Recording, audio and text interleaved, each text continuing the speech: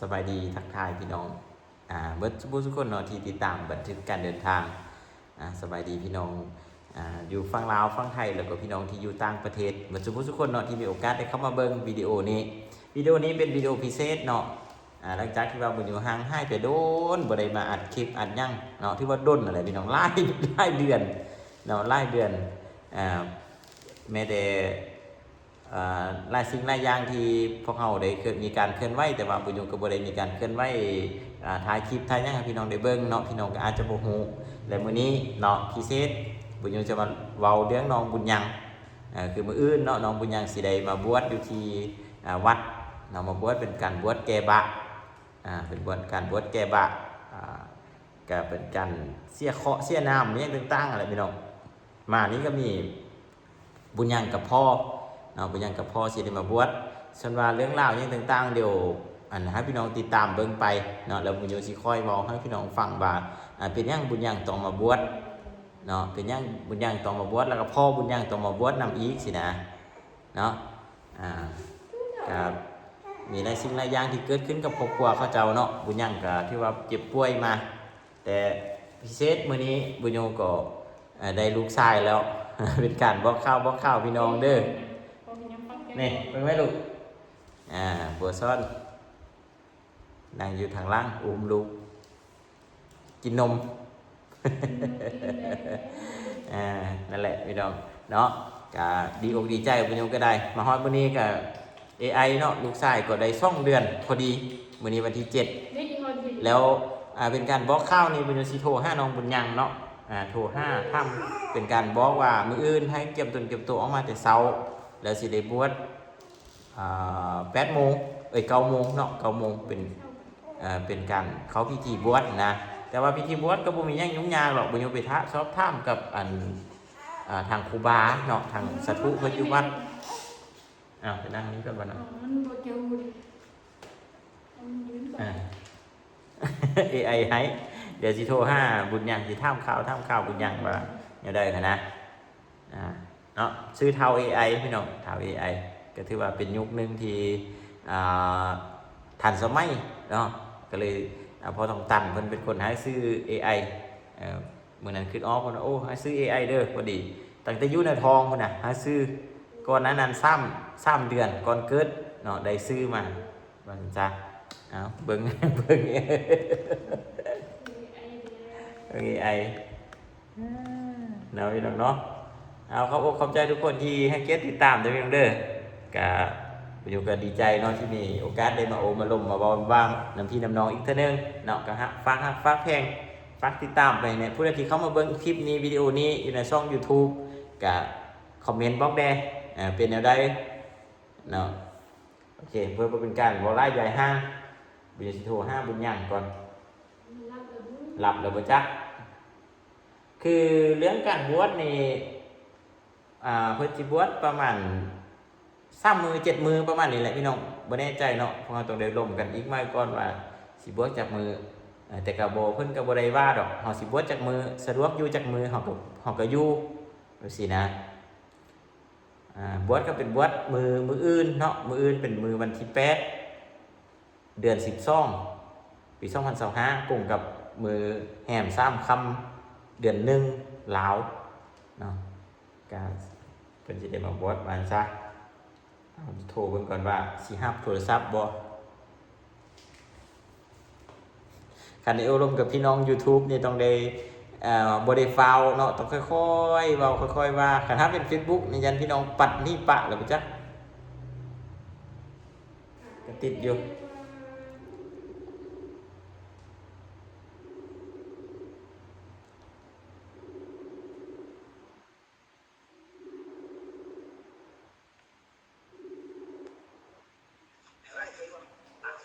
ฮัลโหล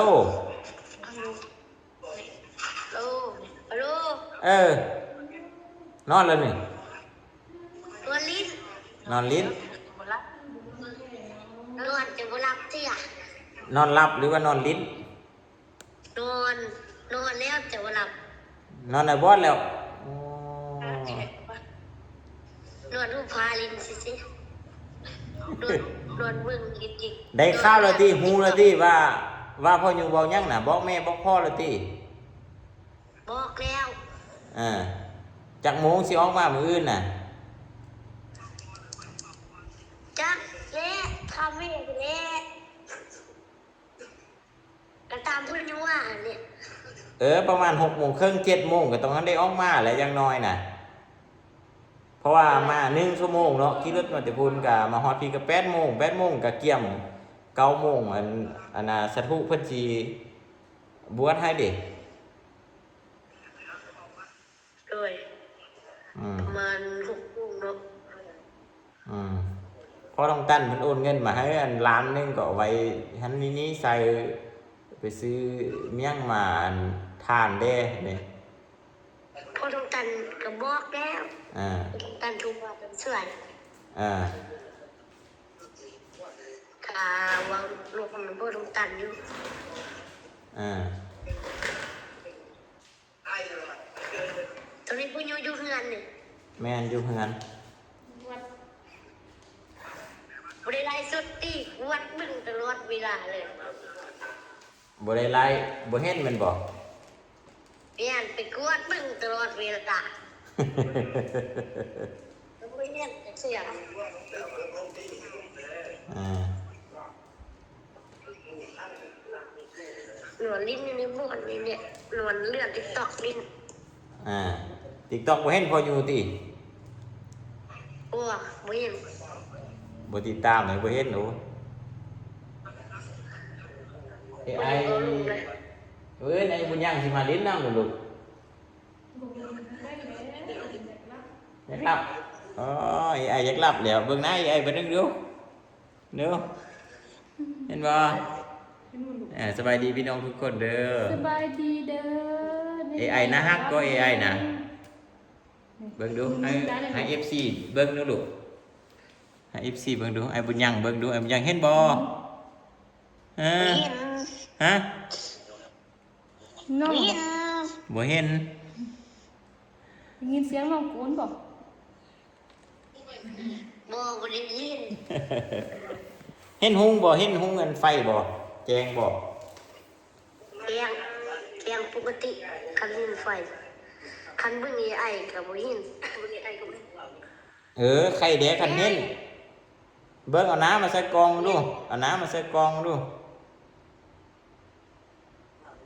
เบิ่งซะเอาน้ำลูกเอาพาออกจากน้ำลูกดู มาพี่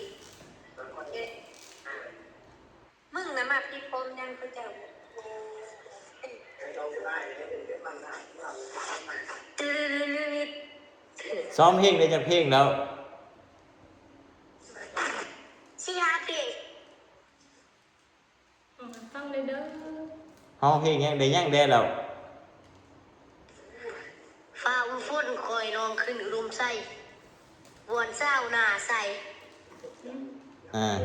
น้องตื่นแล้วดิ ใคร นี่ ยังทักเจ้า อืม ใครยังทัก ตื่นแล้ เจ้าว เดี๋ยวเป็นเนี่ยตื่นไหม นี่ไอ้ตื่นแล้วดิตื่นแท้แล้วบ่ลูกวันนี้น่ะเออ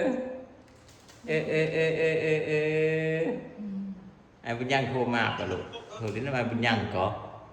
ตอนยังแล้วเดี๋ยวนี้ โอ้ย2 เดือนพอดีแล้วก็ AI น่ะ เอาแย่ง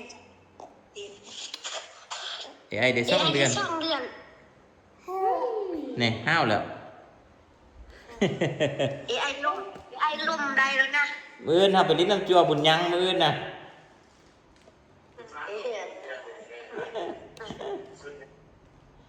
เดี๋ยวมึงไปจากหมู่เอาไปเรียน อันน่ะเรื่องเกี่ยมหันก็บ่ได้เกี่ยมหยังหลายหรอกมีแต่ว่าไปเราไปหาเขาเจ้าหางขั้นหาขั้นแปดขั้นอิหยังต่างๆแหละขั้นบางนี่ต่างๆแหละอยู่ในหันเนี่ยเฮาเฮ็ดให้ส่วนว่าพาเรื่องนุ่งหันก็เอาอยู่วัดหันบูชาเอา เอ้ย บูชาเอากันว่าสิเอาหยังมากินมาทานเอาหยังมาถวายมาหยังก็เอามาเป็นได้ใดก็ว่ากันพักเห็นยังลมกันก็ว่าจงเจงอยู่ มันอยู่ข้างเพื่อนเนาะ ขยุนออก พ่อนี่ เนี่ยพ่อเนี่ย พ่อเกาลิ้นแม่นบ่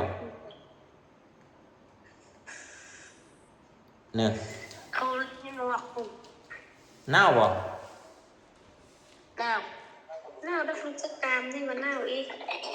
อ่า หนาวก่อนเฮ้ย อ่า มันซึ่งสัญญานุ่ม นุ่งเดี๋ยวขนม ไม่หนาวนะ อืม น้ำขนมแดงจะมาเป็นแบบกอดน้องสดกล้ามนะ นี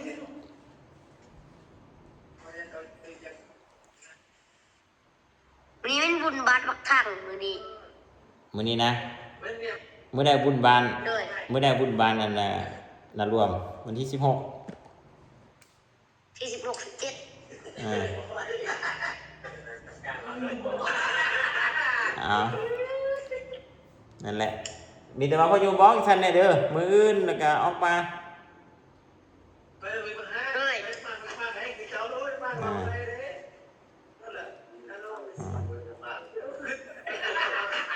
เอาฉะนั้นเลยเด้อมื้ออื่นพอกัน ด้วยอินโฟกัน เอา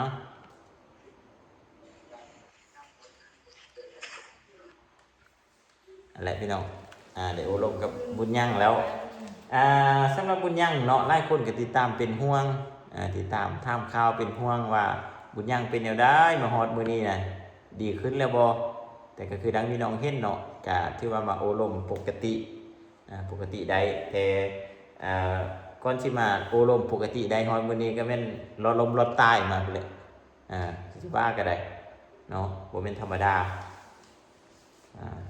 ปัจจุบันนี้หัวเพิ่นนี่ก็ทึกผ่าตัดแล้วก็เอาไส้พ่อลงมาในท้องพี่เอาไว้มื้อหน้าเดี๋ยวสิเล่าสู่ฟังเนาะว่าเป็นแนวใดกันนะโอ้มีเรื่องเล่าหลายก่อนสิรอดมาก็บ่แม่นง่ายจังซั่นเลยพี่น้อง คุกข้าน จังซั่นบุญโยก็อัดคลิปวิดีโอนี้ไว้ให้พี่น้องได้เบิ่งเนาะทางช่อง YouTube ฉะนั้นผู้ใดที่เข้ามา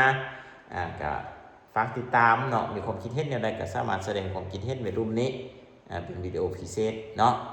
เอาสำหรับวันนี้ก็บ่มีหยังแหละเอาซ้ำนี้ก่อนเอาไว้มื้อหน้าเนาะเดี๋ยวค่อยบุญโยสิค่อยถ่ายคลิปนี้ต่างๆลงให้พี่น้องได้เบิ่งอีกตึมเนาะติดตามเบิ่งข่าวๆของน้องบุญยังนั้นแล้วก็ติดตามเบิ่งการเคลื่อนไหวของพวกเฮาบุญโยก็บ่มีหยังดอกมื้อใดแต่ละมื้อก็อยู่นำ AI เนาะอยู่นำลูกชายกับบัวซ้อนนี่แหละเอาจังซั่นได้เด้อเด้ออย่าลืมผู้ใดที่บ่มีคอมเมนต์หยังก็พิมพ์เลข25บอกไว้นี้ติดตามน้องบุญยังเนาะมื้อหน้าน้องบุญยังร้องเพลงสู่ฟังเด้อเอาบ๊ายบาย thank you ขอบใจมื้ออื่นพอกัน